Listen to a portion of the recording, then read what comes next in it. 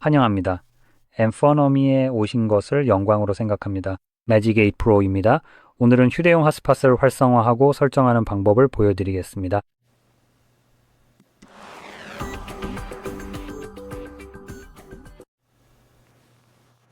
먼저 시작하려면 화면 오른쪽 상단에서 아래로 스와이프하여 토글 메뉴를 내려주세요.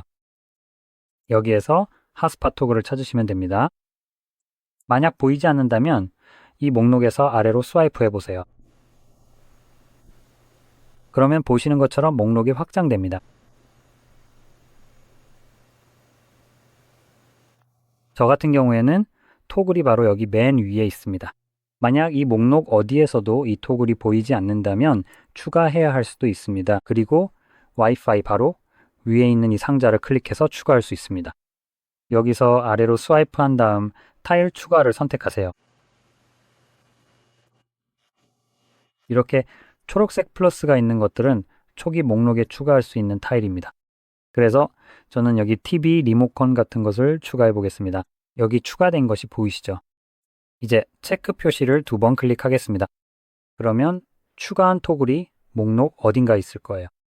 이제 한 가지 더 말씀드릴 게 있습니다. 이 목록에는 추가할 수 있는 토글의 개수가 정해져 있는 것 같아요. 그래서 만약 추가가 안 된다면 어디 보자? 아마 그런 것 같네요. 네, 잘 모르겠네요. 아직 더 추가할 수 있네요. 됐네요.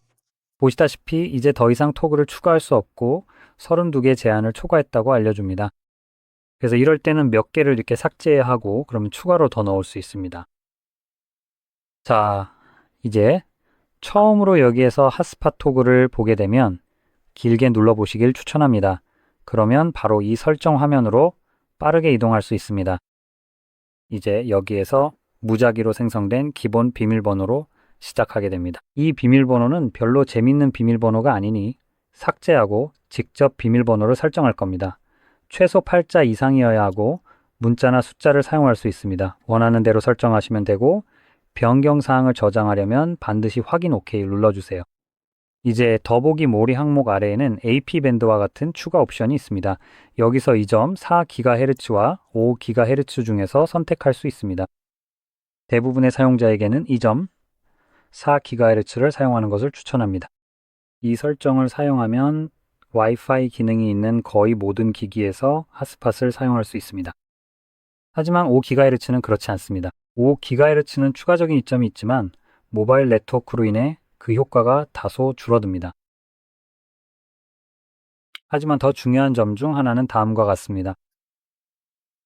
5GHz 대역 자체가 더 넓어서 더 많은 신호를 수용할 수 있습니다. 예를 들어 인구 밀집 지역에 있다면 그렇습니다.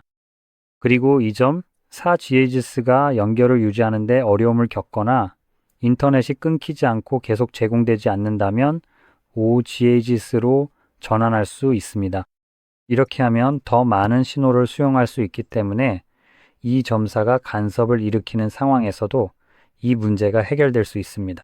이것은 거의 교통체증과 비슷해집니다. 물리적인 것에 비유하자면 일반 도로에서의 교통체증이 2.4GHz라면 5GHz는 고속도로와 같습니다. 그래서 이런 경우에는 5GHz를 선택하는 것이 좋습니다. 하지만 이 핫스팟에 연결하려는 모든 기기가 5GHz 와이파이를 지원해야 한다는 점을 알아두세요. 또는 5GHz는 와이파이 6으로도 표기될 수 있습니다. 만약 그 기기가 와이파이 6을 지원하지 않는다면 그리고 2.4GHz까지만 지원한다면 그 기기는 이 휴대폰의 핫스팟을 전혀 찾을 수 없습니다. 5GHz를 선택할 경우에 말이죠. 만약 여러분이 그런 상황이라면 핫스팟을 5GHz로 켰는데도 찾을 수 없다면 다시 여기로 돌아와서 2.4로 변경해야 합니다. 그래서 제가 대부분의 분들께 변경을 권장한다고 말씀드린 겁니다. 2.4로 유지하는 것이 훨씬 더 편하게 사용할 수 있기 때문입니다. 그리고 추가적으로 5GHz의 빠른 네트워크 속도 같은 부가적인 이점들은 사실상 아무 의미가 없습니다. 왜냐하면 여전히 모바일 네트워크를 사용하고 있기 때문에 대부분의 경우 2.4GHz 네트워크를 완전히 활용하지도 못하기 때문입니다. 굳이 더 빠른 네트워크 속도를 제공하는 5GHz가 필요하지도 않은 거죠. 그래서 적어도 가까운 미래에는요, 뉴욕시 같은 곳에 살지 않는 이상 굳이 바꿔야 할 이유를 잘 모르겠습니다. 그럴 땐 어쩌면 필요할 수도 있겠죠. 어쨌든 여기서 그냥 취소하는 거죠. 다음으로 지속시간 같은 추가적인 설정들이 있습니다. 여기서 활동시간을 5분으로 선택할 수 있는데 이게 기본값이지만 다른 값으로 늘릴 수도 있습니다. 이 핫스팟은 비활성화 기간을 기준으로 동작하는데 솔직히 좀 별로입니다. 저는 이 방식이 정말 마음에 들지 않아서 10분이나 30분 정도로 설정하는 걸 추천드려요. 저는 31분으로 해보겠습니다. 이게 무슨 뜻이냐면 예를 들어 제가 다른 두 번째 휴대폰을 가져와서 이 핫스팟에 연결한다고 해볼게요. 그리고 이 휴대폰으로 긴 기사를 읽기 시작합니다.